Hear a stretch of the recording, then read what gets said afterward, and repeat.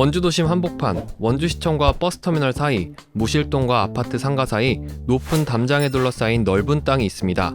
바로 1979년 개소한 원주교도소. 교도소가 있는 다른 지역과 달리 도시개발로 원주 도심 한가운데 자리하게 된 조금 이상한 교도소입니다.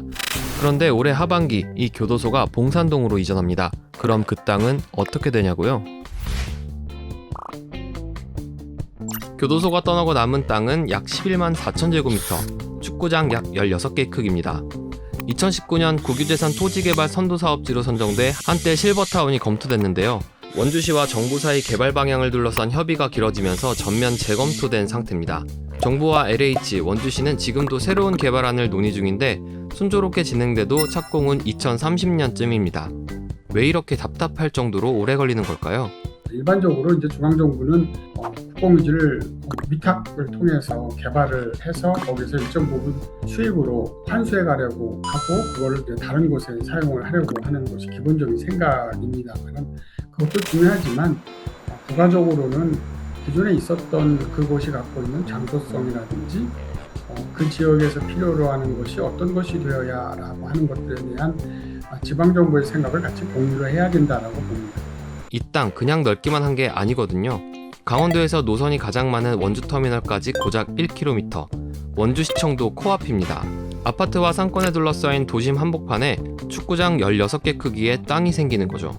앞으로 원주도심에 이런 땅이 또 나올 수 있을까요? 한번 방향을 정하고 삽을 뜨면 되돌리기 쉽지 않은 만큼 결론을 내리기도 어려운 땅입니다. 그렇게 논의가 길어지는 사이 교도소가 떠나기 직전인 지금까지도 이곳의 미래는 정해진 게 없습니다. 그 사이 시민들이 상상하는 이 땅의 미래도 제각각입니다. 아파트를 짓자는 의견부터 대규모 공원, 문화시설, 주차장의 체육시설까지. 그렇다면 교도소가 떠난 자리, 다른 지역은 어땠을까요? 드라마 슬기로운 감방생활, 참교육과 더 글로리, 이 세 드라마의 공통점이 있습니다. 바로 일부 장면이 전남 장흥에서 촬영됐다는 거죠. 2015년 장흥교도소가 문을 닫았지만 장흥구는 교도소 시설을 그대로 남겼습니다. 감시탑과 접견실 같은 기존 교도소 시설은 물론이고 전시와 체험활동, 책방과 공연장까지 담은 문화공간, 빠삐용 집으로 바뀌었죠. 지난해 개관하고 1년 만에 3만 명 이상이 찾았고 지금까지 영화와 드라마 120여 편의 촬영지로도 사용됐습니다. 그런데 더 흥미로운 건 이 공간을 만든 과정입니다. 본격적인 공사가 시작되기 전인 2022년 아예 한 달 동안 교도소 문을 주민들에게 열었습니다. 전문가와 지역문화예술단체, 주민 배심단, 심지어 어린이 의회에도 귀를 기울였습니다. 이들이 교도소를 직접 둘러보게 한 뒤 이곳의 미래를 함께 논의했죠. 이번엔 해외입니다. 그런데 원주교도소와 묘하게 닮았습니다. 스페인 바르셀로나의 라모델로 교도소. 1904년 문을 열 당시에는 도시 외곽이었지만 바르셀로나가 커지면서 도심 한복판에 놓이게 됐습니다. 무실동 개발과 함께 원주의 중심에 자리하게 된 원주교도소와 닮았죠. 그리고 2017년 라모델로도 결국 문을 닫았습니다. 이 귀한 땅을 어떻게 쓸 것인가? 바르셀로나 역시 시민들을 참여시켰습니다.